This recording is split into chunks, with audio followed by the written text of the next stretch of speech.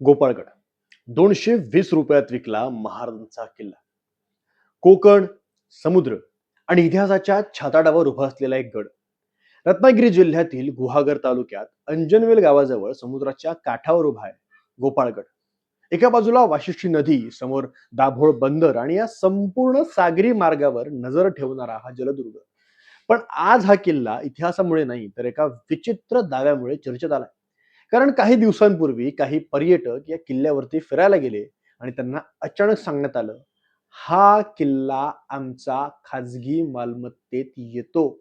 हो, छत्रपती शिवाजी महाराजांचा किल्ला कोणीतरी स्वतःची प्रायव्हेट प्रॉपर्टी असल्याचा दावा करत होतं. नेमके प्रकरण काय? गोपाळगड खरंच खाजगी मालमत्ता आहे का? हा किल्ला 220 रुपयात विकला गेला होता का? आणि जर तसं असेल तर महाराष्ट्र सरकार इतकी वर्ष काय करत होतं? आज आपण जाणून घेणार आहोत गोपाळगडच्या इतिहासापासून ते कोर्टाच्या निर्णयापर्यंतचा संपूर्ण प्रवास. गोपाळगड, इतिहास, घोडचूक आणि संघर्ष.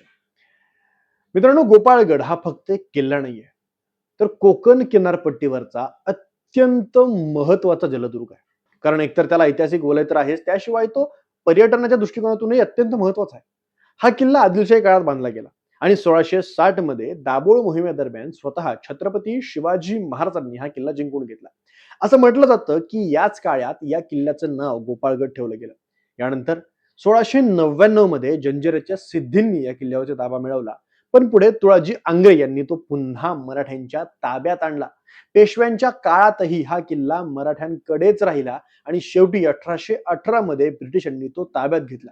म्हणजे लक्षात घ्या, हा किल्ला कधीही कोणाच्या वैयक्तिक मालकीचा नव्हता.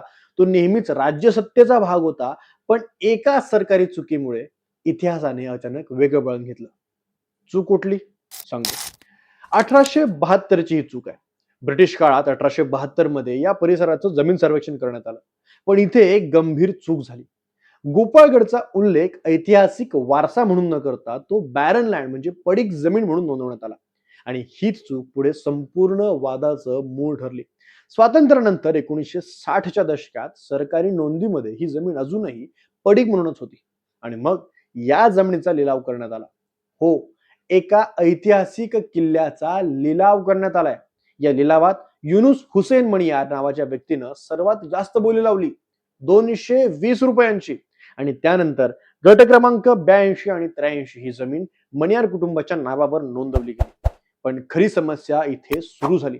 कारण त्या जमिनीवर फक्त रिकामी जागा नव्हती, तर अख्खा गोपाळगड उभा होता.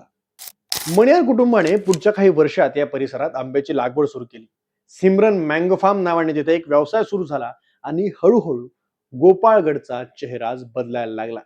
किल्ल्याच्या आतल्या काही वास्तू सपाट करण्यात आल्या, काही विहिरी बुजवल्या गेल्या, खंदकांमध्ये माती टाकण्यात आली, मोठी वाहनं यावीत म्हणून रस्ते वाढवले गेले. इतकंच नाही, किल्ल्याला लोखंडी गेट लावण्यात आलं. आणि मग शिवप्रेमींनी स्वतःच्या इतिहासात प्रवेश घेण्यासाठी त्यांना परवानगी घ्यावी लागू लागली. दुर्गप्रेमींचा संघर्ष मात्र थांबला नाही. अनेक दुर्गप्रेमींनी या प्रकरणाचा अभ्यास सुरू केला. आरटीआय टाकल्या गेल्या, सरकारी कागदपत्र तपासली गेली आणि लक्षात आलं या संपूर्ण व्यवहारात अनेक कायदेशीर प्रश्न आहेत. त्यानंतर सुरू झाला गोपाळगडला मुक्त करण्याचा संघर्ष. 2009 मध्ये या किल्ल्याला संरक्षित स्मारक घोषित करण्याची प्रक्रिया सुरू झाली आणि 2016 मध्ये कोर्टाने गोपाळगडाला अधिकृतपणे राज्य संरक्षित स्मारक घोषित केलं. म्हणजे किल्ला आता सरकारी संरक्षणाखाली आला होता.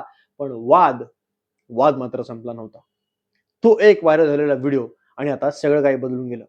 सागर पवार नावाचे पर्यटक त्यांच्या कुटुंबासोबत गोपाळगडावर गेले होते.